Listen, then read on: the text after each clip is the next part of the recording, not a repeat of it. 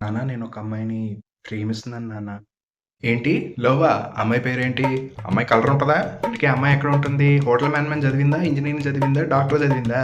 లేదా మామూలు డిగ్రీయా? ఇంతకీ ఆ అమ్మాయి ఫారెన్‌లో చదువుకుందా? ఇండియాలో చదువుకుందా? ఇంతకీ ఆ అమ్మాయి ఉద్యోగం చేస్తుందా?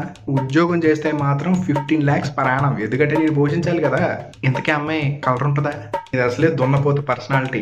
అమ్మాయికి నీ పక్కన నించున్నప్పుడు బావుండాలి కదా! ఇంతకీ ఆ అమ్మాయి హైట్ ఉంటదా? లేపోతే నీకన్నా కొంచెం పొట్టిగా ఉంటదా?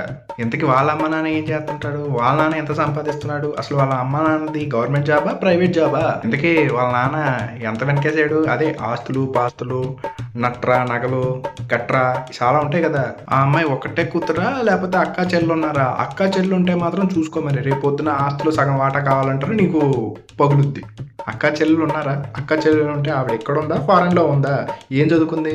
చూసుకో మరి. నీ నెత్తి మీద పడకూడదు. వీళ్ళసలు మనం తెలుగు వాళ్ళేనా? లేపోతే ఏ నల్లధనం, తెల్లధనం తీసుకొస్తున్నావా? ఇదంతా కాదు. ఇంతకీ మన కులపోళ్ళేనా? మన కులపోళ్ళంటే ఏ శాఖ? ఇంతకీ కారు, గీరు ఏమైనా ఉందా? అలా అని చెప్పేసి ఏ నానో, ఏ సాయంత్రం అంటే మాత్రం కుదరదు. ఇదంతా కాదు గానీ, ఇంతకీ మీ విషయం వాళ్ళ అమ్మ నాన్నకి తెలుసా? ఇంతకీ ఈ అమ్మాయి కలర్ ఉంటదా? హైట్ ఉంటదా? ఇదిగో అబ్బాయి రేయ్! ఆ! ఏడకెళ్తున్నాడు ఈడు? హలో!